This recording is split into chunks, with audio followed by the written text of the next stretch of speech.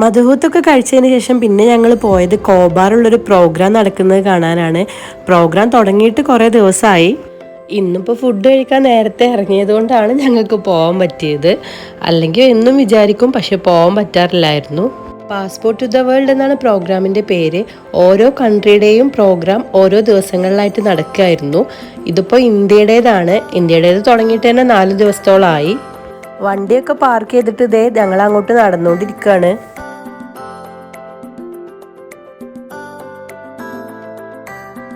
Indian സിംഗേഴ്സിൻ്റെ ഓരോരോ പാട്ടും കാര്യങ്ങളും ഒക്കെ ആയിട്ടായിരുന്നു പ്രോഗ്രാം. പോകുന്ന വഴി പാർക്ക് കണ്ടപ്പോൾ നിവൂസും എമിമോളും ഒക്കെ അവിടെ കൂടി.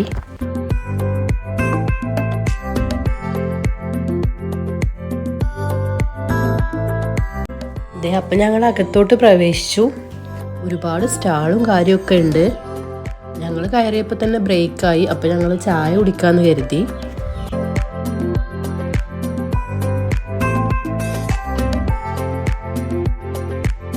നിച്ചുവൊക്കെ ചായ വാങ്ങാൻ വേണ്ടി പോയി.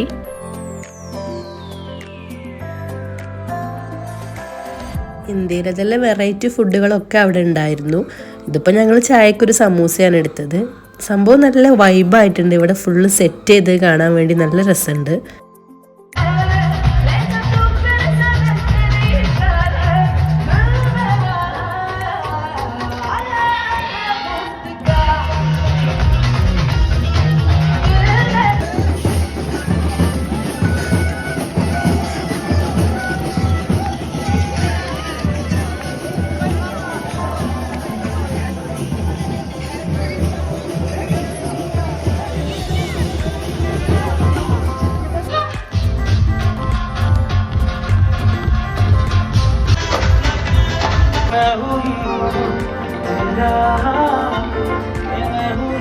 അടിപൊളി പാട്ടുകളായിരുന്നു. നമ്മളെ മലയാളം സോങ്സും ഹിന്ദി സോങ്സും ഒക്കെ പാടിയിരുന്നു.